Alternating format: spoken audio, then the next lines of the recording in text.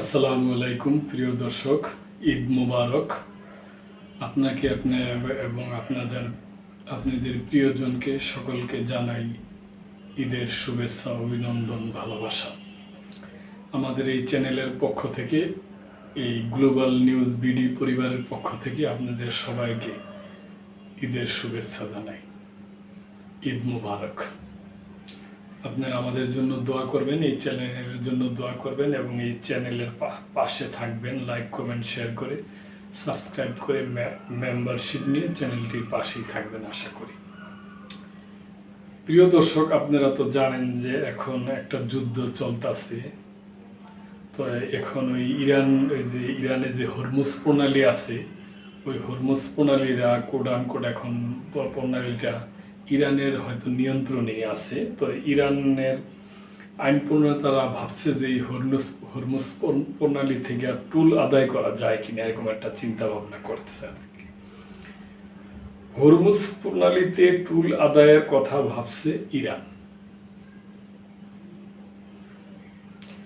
Hormuz প্রণালী দিয়ে জাহাজ চলাচল চালানোর জন্য ইরানকে টুল ও কর দিতে হবে, এমন একটি প্রস্তাব নিয়ে আইন প্রণেতারা কাজ করছেন বলে জানিয়েছেন দেশটির সংসদ সদস্য সোমায়ে রাফি। ISNA নিউজ এজেন্সির প্রতিবেদন অনুযায়ী তেহরানের ওয়ালি আসর স্কোয়ারে এক জনসমাবেশে বক্তব্য দেওয়ার সময় রাফি হরমুজ প্রণালীর নিরাপত্তা নিশ্চিত করা এবং জাতীয় স্বার্থ রক্ষায় ইরানের কর্তৃত্বের কথা তুলে ধরেন। তিনি বলেন, আমরা আমাদের শত্রুদের আগে সেই আরাম আয়েশ কেড়ে নিয়েছি এবং তারা এখন এই বাস্তবতা মেনে নিতে পারছে না। তারা স্রেফ এটি সহ্য করতে পারছে না।